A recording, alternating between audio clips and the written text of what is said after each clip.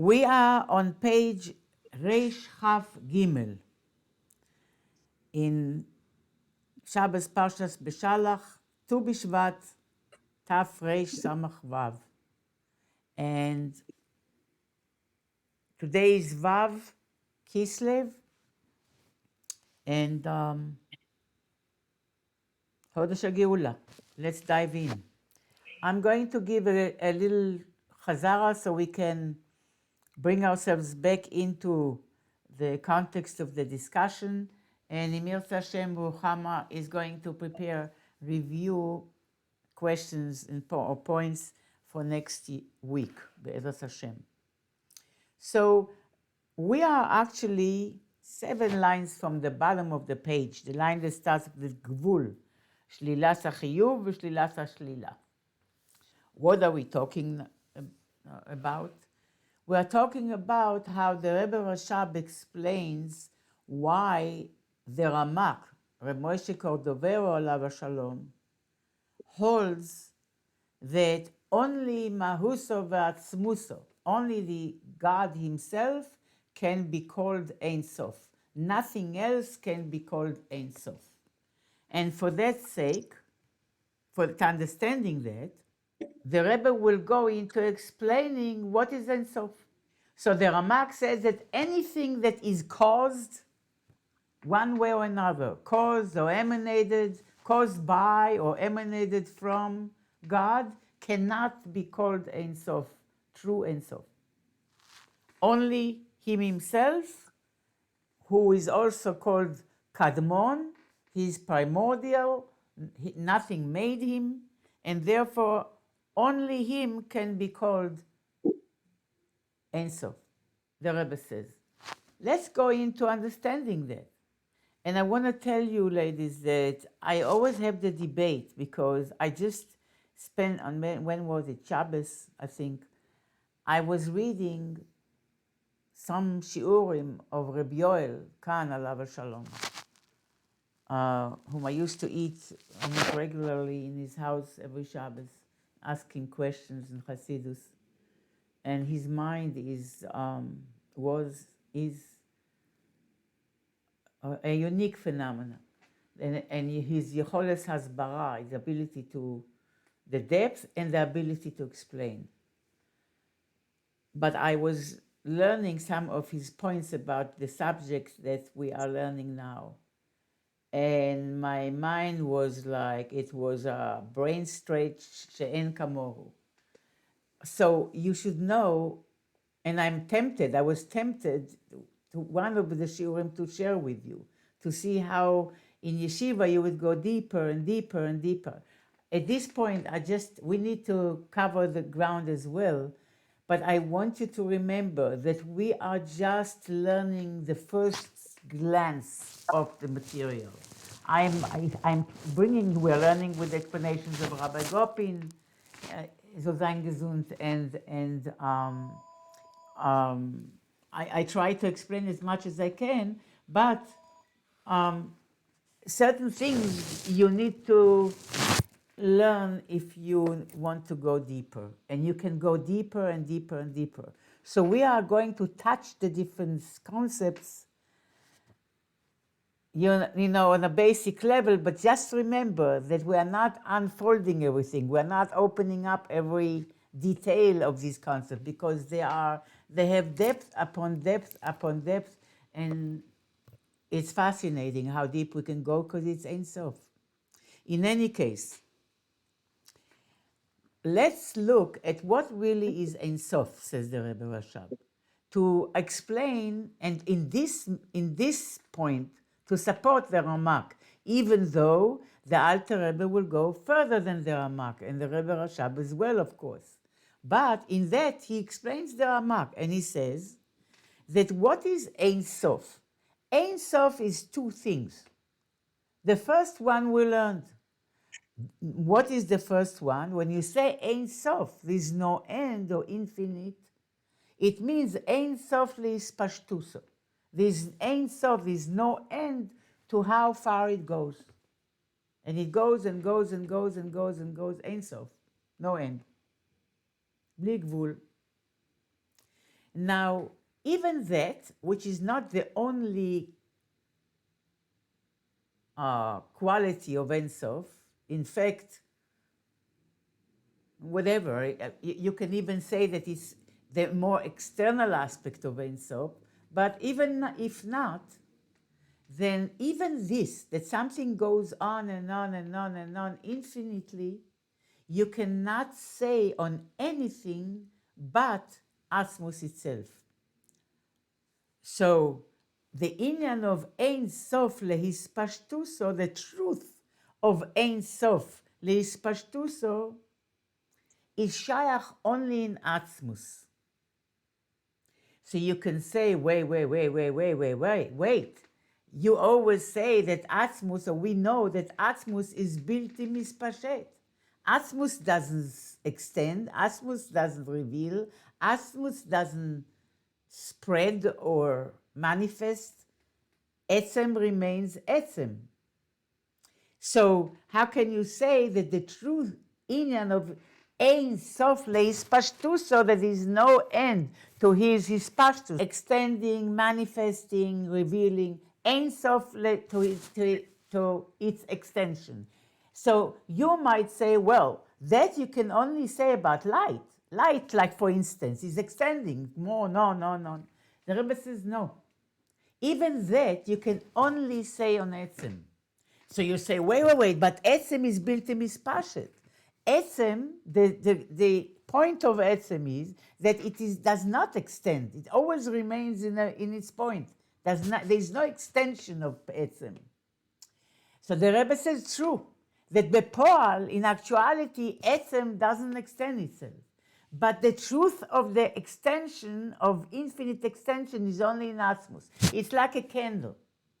That how far will the light of the candle extend? Well, it depends on the ma'or. It depends on the essence of the candle itself. If the candle itself has a lot of oil, it will, or in a good oil and a good wick, it will. That's the etzem of the candle itself. Then its extension will be further, and if not, then less or brighter, further, right? So even the extension depends on the atmos. So the true definition of infinite extension can only apply to atmos, because only atmos has this infinity. Because anything that is extended from the atmos is already a compromise. It's not as infinite. It has a beginning. If you see an infinite hispashtus of anything, but atmos, and atmos we don't see, then it's not mitzad atzman, says the Rebbe. That if you see something that is extending from God infinitely, like the sun doesn't stop, the luminaries, but then, since they have a tchila, they have a beginning, they are caused and emanated and created, or whatever they are. If they are emanations or creations, they are caused by God, they have a beginning. Mimele yesh lahem tichla. Then automatically and naturally they also have an end. They are not truly infinite from themselves. Because only on Atzmus you can say Ein Sof Mamash. Why? Because he has no beginning. He's Kadmon. So he always was. Ein lo tchila. And mimelo ein lo tichla. He has no end. So it's true that you cannot say that Atzmus is mispashet bepoal, is extending itself bepoal, because Etzem is built in mitpashet. But is noseh, it carries it's the only one that noseh, it's called noseh, nun, vav, sin, aleph, which is parallel to Yeholes. It's like nefesh noseh kochos. It's the essence of the soul that carries the ability to manifest through different kochos. But there is not even a potential yet, a koyach. It's a Yeholes, noseh kochos. Nefesh carries the ability to manifest infinitely. So who carries the truth of infinity? Only Atzmus.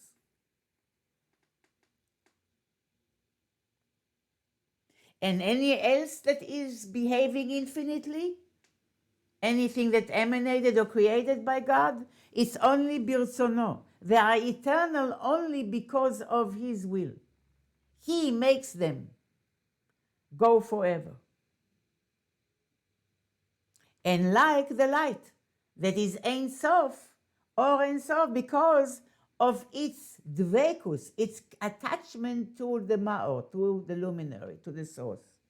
And this too is with the will of Hashem. Hashem wants Or to be attached to the Ma'or. Hashem wants light to be attached to its source, to the luminary. And therefore it is Nitzri. But it is not Nitzri, it's not eternal and infinite of itself.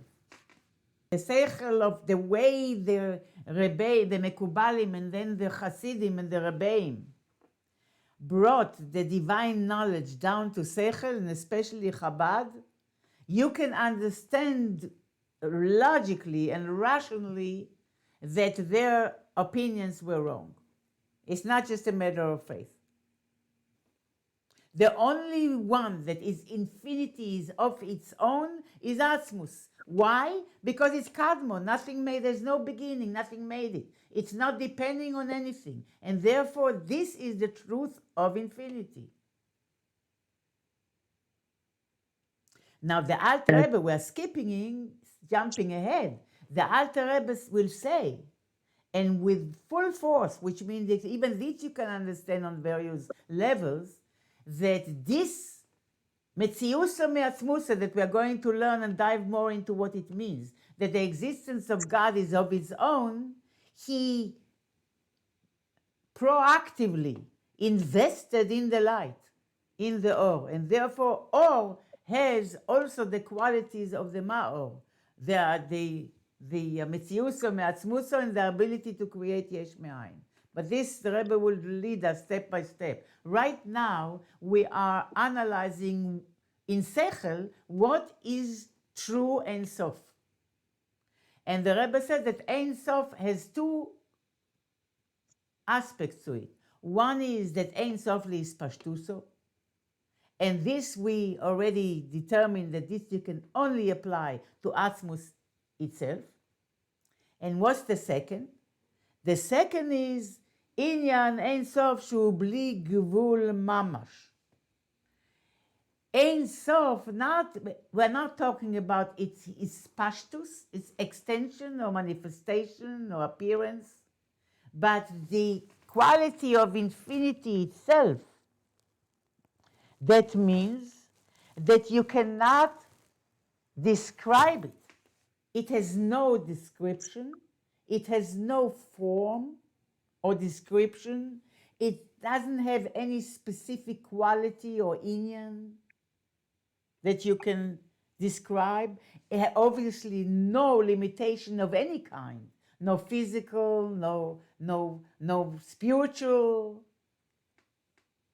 You cannot say about Ein Sof that it is on this level or that level. You cannot even say how exalted it is, because that's also a definition. You are relating it or comparing it to the creation, so that's also not the truth of Ein Sof. You cannot say that even that it's Bli Gvul. You cannot say that it's Gvul. And you cannot negate of him anything. You cannot say that he is not anything. And that means, says the Rebbe, Hareu Noseh es Hakol.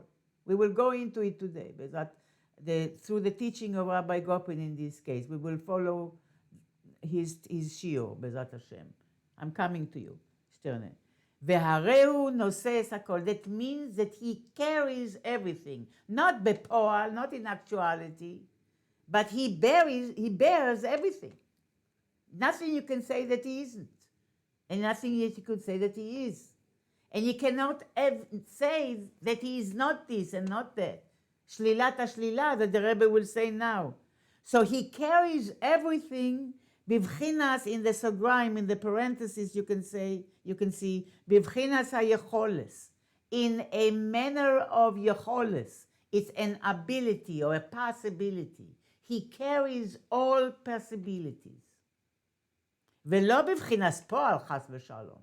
You cannot say that Ein Sof carries anything in actuality. אף לא בבחינת כוח, not even a potential. That you can say that Ein Sof is a potential of Chokhmah and a potential of Bina and a potential of... No. It's not even a potential. Because in this case, in comparison to Ein Sof, even potential is considered actual in comparison to Ein Sof. So you cannot even say potential. You call it, which is in Chassidus koyach. You call it Yeholes. It's a possibility. It's an ability, but not a potential. והוא מושלל מהכל. And he is negated of anything, of everything. And this concludes the Rebbe so far. The Inyan Ein Sof. This is the Inyan Ein Sof. You're not talking about his ispashtus. You're talking about what is Ein Sof. Shlilas kol hatoarim. Negating any descriptions. Shlilas hagvul v'shlilas bli gvul. The negation of gvul, the negation of bli gvul. Shlilas hachiyuv v'shlilas hashlila. The negating of chiyuv, of a positive, what it could be, or negating what is not, what is not. Even negating that. Negating even when you say he's not this, he's not that. You're already giving him a shape. Even that is negated. Even saying what is not is also shlila, mushlal, negated, abgefragt. וממילא יש בו הכל. And naturally and automatically, yesh bo hakol.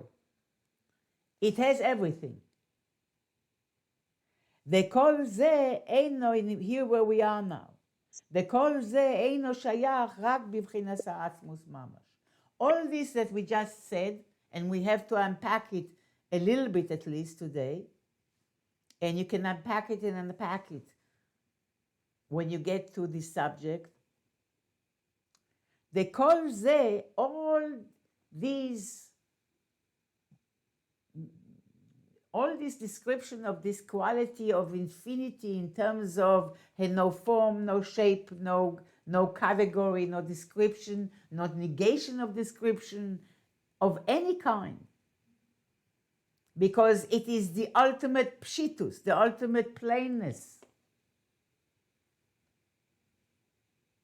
You can only apply to Atzmus that this term, this understanding of what Ein Sof is, shemitziuso me'atzmuso, that its existence is of its own, nothing made it, because that would already give it some kind of a shape or a beginning. Shehu ha'nimtza ha'amiti, he is the true existence. What does it mean that he is the true existence? She'eino bivchinas metzius nimtza. What does it mean that God is the true existence? It means that he is not in the realm of existence the way we know it. He is not present the way everything or anything else exists. Because anything else that exists doesn't have the quality of nimtza ha'amiti, of the true existence, and we will have to unpack that. And that means, I'm just translating the words now, and we will get into it b'ezrat Hashem. That means, רוצה לומר, שהוא נמצא ולא בבחינת מציאות. That Hashem, it means that Hashem is, but not in a manner of existence.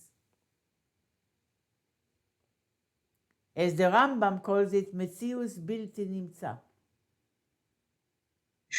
או נמצא בבלתי מציאות נמצא. He is found, he is, but בבלתי מציאות נמצא. Not in a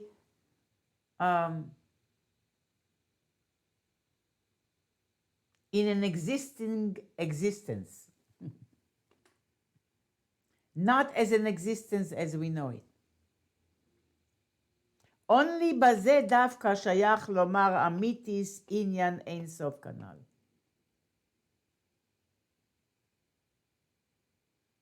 Only on this, which means only on Atmos, it's shayach to say the truth of the concept or the subject of Ein Sof. Because it's so negated from any form and any description of any kind, even negative, that which is not. Now let's summarize and move on. So what do we have here? We have, I'm going with Rabbi Gopin. Shlilas HaChiyuv, negation of the Chiyuv. Chiyuv means positive. When you are positively describing something. Not saying what it's not, but saying Chiyuv, what it is.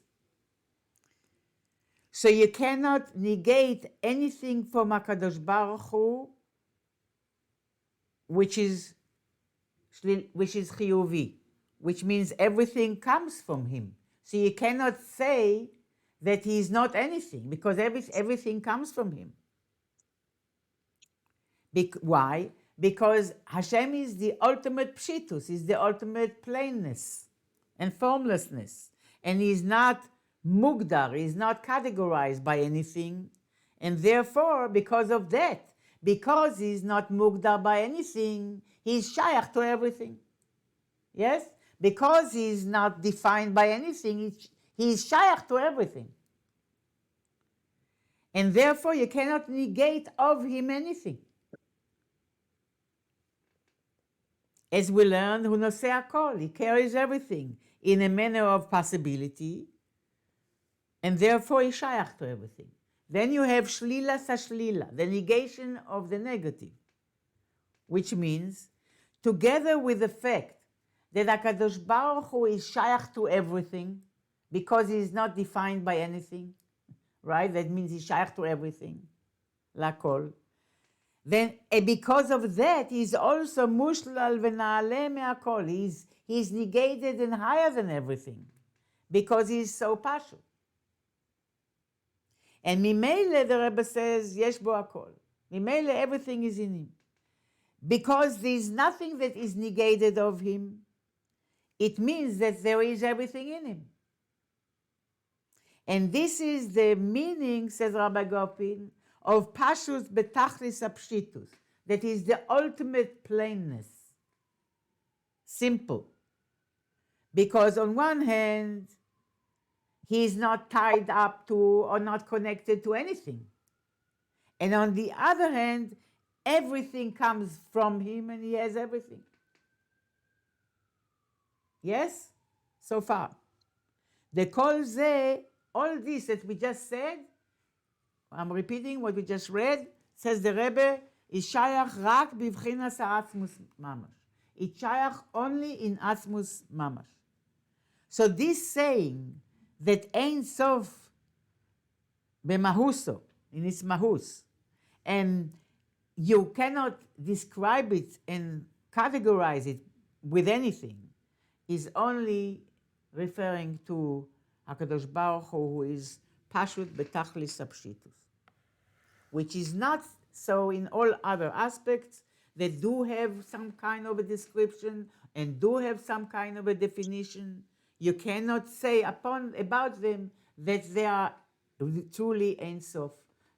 Just as Turner said, that they have a definition, the luminaries, for instance, the sun, it definitely has a description and a limitation, and therefore, even if it behaves in an infinite way, that it doesn't decrease its energy and its light, it's not because of itself, it's because of Hashem putting that ongoing koyach in him through his light. So, Kitzur, only the essence of God is called Ein Sof in its mahus, because you cannot describe him or it by any description.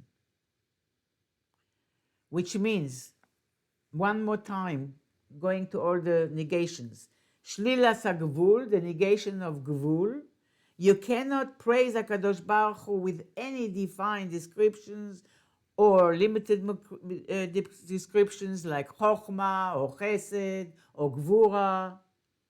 Even you cannot say that he is infinite Chokhmah or infinite Gvura or infinite Chesed, because HaKadosh Baruch Hu is Ein Sof, and all these descriptions and categories do not apply to him because he is simple, Pashut, higher than that.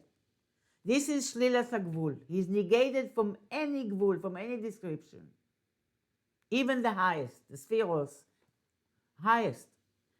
Then you have Shlilat HaBli Gvul, the negation of no end, which means you cannot praise Hashem with his infinite power, that's higher than our grasp and understanding. Because even to describe him as a koach of Bli Gvul, as a power of infinity, this is a description. This is a definition. And therefore, and that create relation between the creator and creation. By saying that he is infinite, he has a power of infinity, and we are finite, you create a comparison, you create a relation. You can't create a relation between worlds or anything and Pshitus. That's Shlilat HaBli Gvul. You cannot even say that he is Bli Gvul. Then you have Shlilat HaChiyuv. So first we presented, the Rebbe said Shlilat HaGvul and Shlilat HaBli Gvul, the negation of Gvul and the negation of Bli Gvul. Now comes Shlilat HaChiyuv, which meaning negating which you might say he is, מאחר ואינו מוגדר בשום תואר, since he is not defined by any description, it's understood that he is shayach to everything, and he cannot negate of him anything.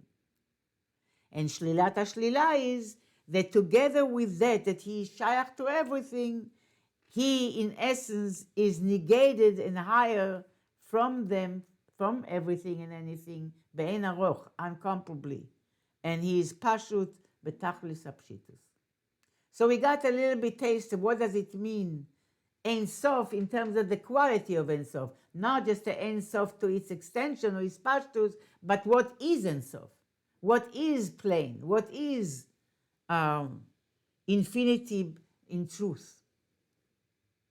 Now, in order to explain why it's dafka on HaKadosh Baruch Hu that you can say Ein Sof, why only in the Atzmus of Hashem you can say Ein Sof.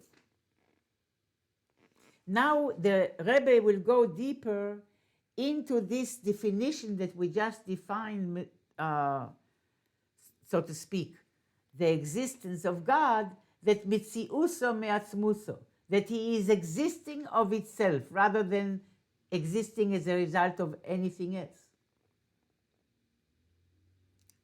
So we are going to discuss more what does it mean that mitziuso me'atzmuso, and what does it mean that, as the Rambam describes it, that his metzius, that Hashem's ism, that Hashem's presence is bilti metzius nimtza, is not in a common existence. He is not within his existence, as the fancy wording people call it. His existence is non-existential. And we will explain that. Hashem's existence is even though he is, but his existence is non-existential. And we will define what existence is. So what does it mean? So you look inside, and the Rebbe says, Shemitziuso me'atzmuso.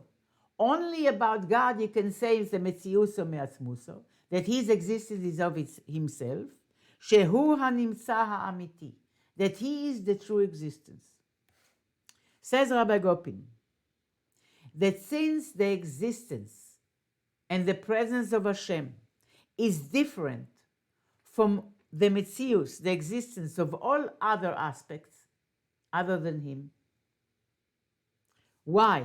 because his Metzius is Me'atzmuso, nothing else, right? He's the only one that his existence comes from itself.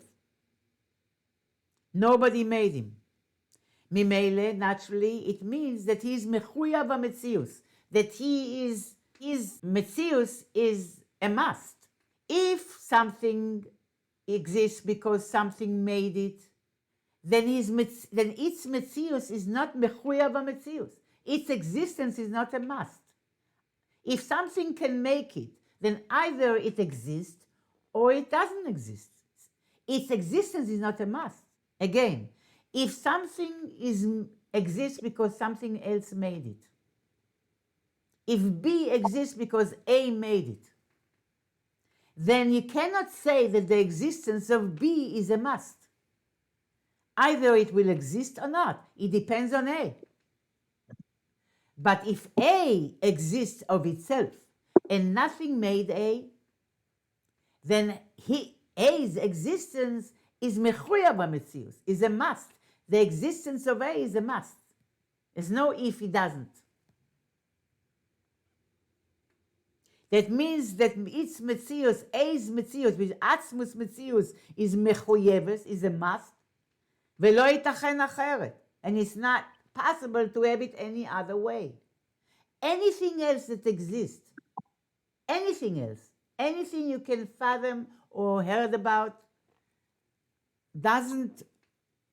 you cannot say about it that lo yitachen acheret. It cannot be that it doesn't exist.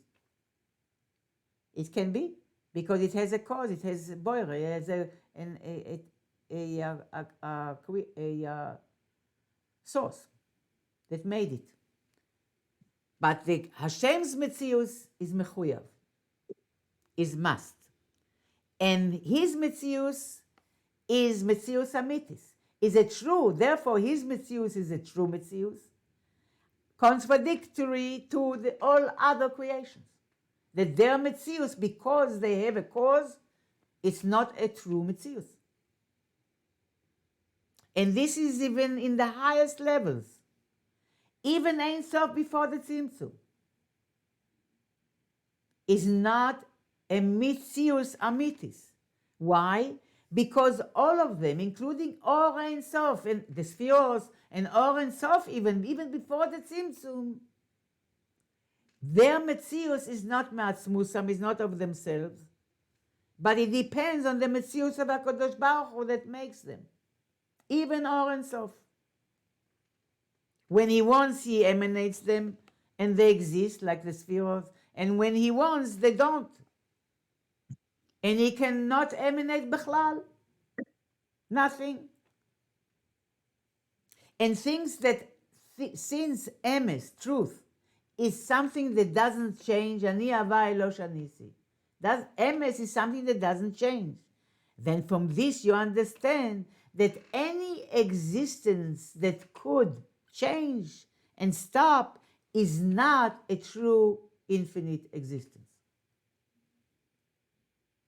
Yes? And that's why in the halacha you see it, that if you have a river that if it once even in 7 years dries out, it's not called Mayim Chaim anymore. It's not called true living waters, because there is a hefsek. There always is an interruption. Even though at one time it stopped flowing for 5 minutes in 7 years. Otherwise, plenty of water goes. It's not true Metzius. If it has an hefsek. Because anything that can change is not a true Metzius. When can something stop? When something else makes it.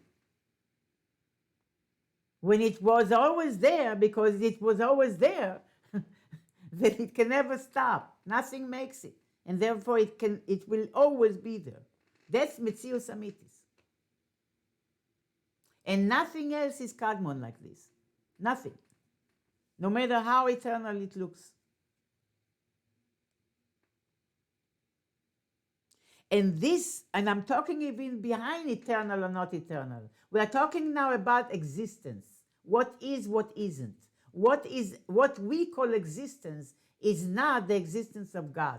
What we call existence is anything that is existence by us is defined by that which is preceded by non-existence, that it began, therefore it exists. Heder HaMetzius is called, the lack of existence.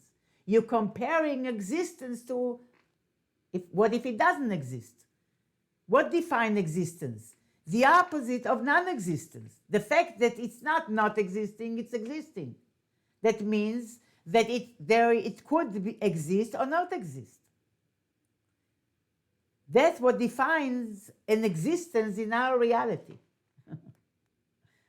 Our reality is an existence that is preceded by non-existence. And even the possibility of non-existence is enough. But Hashem's existence is not in our existence. It's not at all defined by this existence. Why? Because nothing made him. He is the true Metzius. He is the truth of what is. Not that he exists. He exists, that you apply to creations, emanations, or whatever you want, but not him. He just is. So this Metzius Amitis, a true presence of God, the Gdolei Yisrael and headed by the Rambam, called Bilti Metzius Nimtza. He is in existence, but in a non-existential way. Simply they mean, says Rabbi Gopin, they mean to say that all the Nivraim are a Metzius Nimtza. Meaning, what is Nimtza? Nimtza means it's found. It is. It is here. Milashon Metziah, like something that you find. Just as, why it's called existence? Because Metzius means like a Metziah. Metziah means you found, I found something, or I found something, all of a sudden it's here. I found something that was there, and I didn't see that it was there, now it's there. Which means Metziah, says Rabbi Gopin, in Chassidus, is something that Kodem Lachen Lo Haya, that beforehand it wasn't, and now it is. And so too, all the Nivraim are all in the category that is called Metzius Nimtza, a Faranenkeit, a Metzius that is in existence versus non-existence.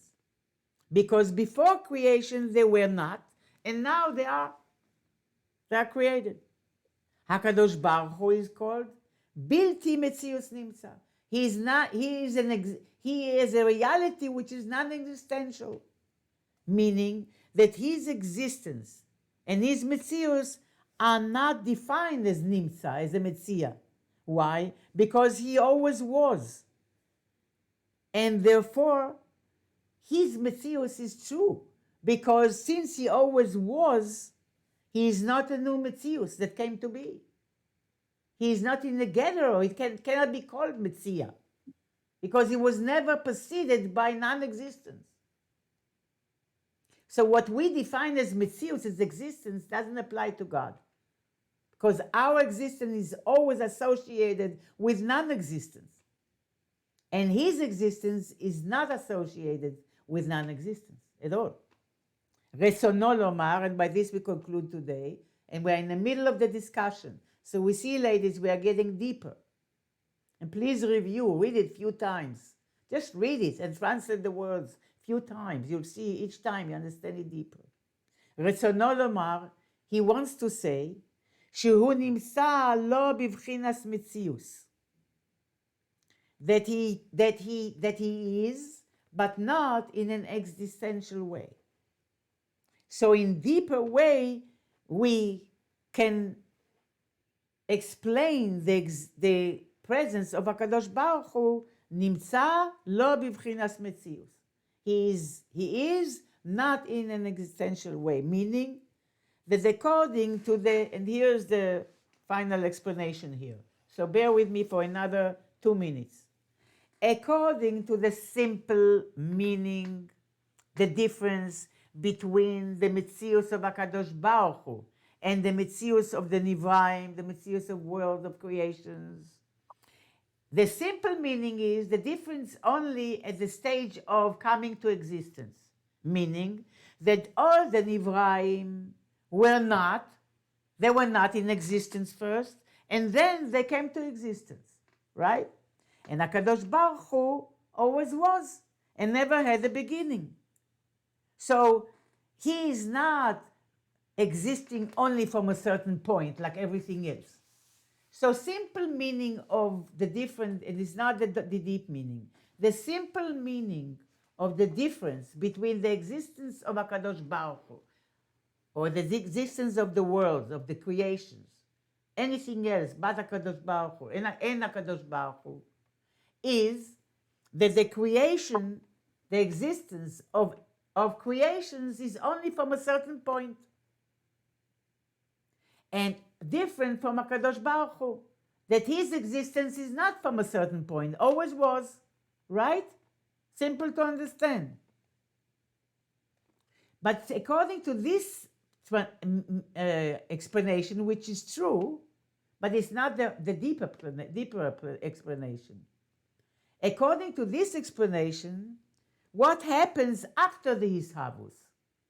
After the Hishavus, after the Nivraim are already in existence, really in principle, there is no difference between their existence and HaKadosh Baruch Hu's existence. Right? So the simple meaning is HaKadosh Baruch Hu always was, and all the Nivraim came to be from a certain point. So the question is, in here, who came first? HaKadosh Baruch Hu was always first, was always there, and they came to be later. But since they came to be, they are like him. You might think like that. That since they came to be, until they came to be, that only Hashem was. Since they came to be, now they are existing, that's Hashem exists and they are existing. So this existence is similar, is identical. Only before their existence, it wasn't. But now their existence is the same like God from this point on. No. That's not the deeper understanding of Bilti Metzius Nimtza. The Chidush here is that the difference is also after the existence. Even after the worlds came to existence, their existence is not like Hashem's existence. Why? The Nivraim are called Metzius. They are called an existence. They are in the category of existence. And HaKadosh Baruch Hu, even now, is called Lo B'Bchinas Metzius. He's non-existential. And we need to understand it more. It doesn't only explain the quantity of existence, that Hashem always existed and we existed only from a certain point. That's only the Kamus. The Rebbe will explain here, and Rabbi Gopin will teach us here to explain what the point that the Rebbe is making, that also not only in quantity, in quality, Hashem is still, his existence is non-existential, while our existence is existential. And we need to understand what it means. But at least on the level of Sechel, we can have such an appreciation that our soul starts to dance. It has many implications, and you'll find them more as we are explaining it in Mirz Hashem next week. But one of them is, for instance, when you are contemplating your existence, your reality, whatever for you has the impact and the impression, gives you the impression that things are and they have an impact and so on. And when you learn that the existence of Hashem is completely non-existential,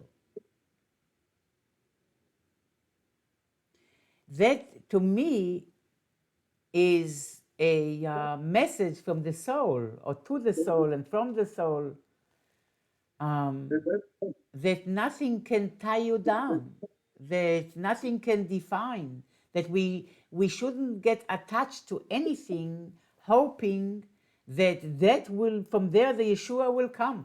because, anything that we construct, any towers of Babel that we construct in order to feel secure and in order to feel that our existence is reassured and so on, when you learn that He's built in Metzius Nimsa all together, that takes you out of Mitzrayim, like if the whole Seder Ishtalshelus, it plucks you out of the whole Mitzrayim of Seder Ishtalshelus and brings you into a reality, even of the level of Sechel, a reality that is free of the gvul of existence the way we know it. It's really a tremendous Yetzias Mitzrayim in terms of when we really get it. You get in touch with the infinity of the neshama, the godliness in the neshama. And that's what Rebbeim wanted to do, not just to make us big philosophers. I want to bring a little Dvar Torah from the Frierdiker Rebbe in connection to Ranat, Chalzo in Ranat, the Rebbe Rashab, of why the Chachamim established that the way we go about Hanukkah is that the Ner Hanukkah should be placed on the left, a Petach HaBayit Mibachutz on the left side, so that it will be a mezuzah on the right side and a Ner Hanukkah on the left. So for that, the Ner Hanukkah is to be placed on the left. And the Rebbe is asking, why are the Chachamim expressing themselves in such a manner where the left gets priority here? That we have to place Ner Hanukkah on the left in order for the mezuzah to be on the right, and then the Petach HaBayit will be a mezuzah right and a Ner Hanukkah on the left. We always emphasize the right. Why don't they say, place the mezuzah on the right and the Ner Hanukkah on the left? Why are you starting with the Ner Hanukkah on the left? We always, priority is right over left. We are Hasidim, right over, Chesed over Gvura, right over left. We change our buttons of the kapota. What's the right side? The right side, mezuzah. What's mezuzah? He says mezuzah is from the Frierdiker Rebbe. Mezuzah is mem zuze. Mem zuzah, right? Mem, the letter mem, and then you have a zu, which means she or her, and then you have za. There's no za in Hebrew, there's ze. Zayin hey is ze, means it, but ze is zachar, is him. So you have mem, zu, ze. What's mem? Mem is Torah. Shavuos, we always talk about the 40 days at Moshe Rabbeinu Har Sinai, and gematria of this and gematria of that. Mem, Torah Shebal Torah Shebechsav is connected to mem, and Torah Shebal Peh is connected to mem because it starts with mem, me'ei masai, and it ends with mem, Hashem yevarech amor b'shalom. B'kitzur, mem alludes to Torah. You want to investigate it? Go investigate it. So mem is Torah. What is zu? Zu is the Jewish people. Knesset Israel. Am zu kanita, we say in Aziyashir. The nation you acquired. That's Am Israel. So that's zu. What's ze? HaKadosh Baruch Hu. Ze Eli v'anveu. The pasuk says, this is my God and I should glorify him. So what's a mezuzah? Mezuzah is the merge, the shidduch, the yichud between zu and ze, between the Jewish people and God. How is this done? Through the Torah, through the mem. As the Zohar says, that there are three bonds that tie, that connect one with the other. Yisrael miskashra beoraisa, veoraisa bekusha brichu. That Israel are attaching to the Torah and Torah to Hashem. And there are these three bonds, Torah, Yisrael, and HaKadosh Baruch Hu. But that is mezuzah. But in order for mezuzah to work, says the Frierdiker Rebbe, to be effective, you have to place the Ner Hanukkah on the left. What with Ner Hanukkah on the left? Ner Hanukkah, you put Hanukkah in the Petach HaBayit Bachutz. You put it on the outside, on the left side, which means the side of Klippa. Which means in order for this yichud between Knesset Israel and HaKadosh Baruch Hu to happen through Torah, you first have to take care of your left side. You have to first bring light into your left side, inside the klipa, refine your midus, bring bitul. That's what reminded me. That if you want the light to shine, there has to be bitul.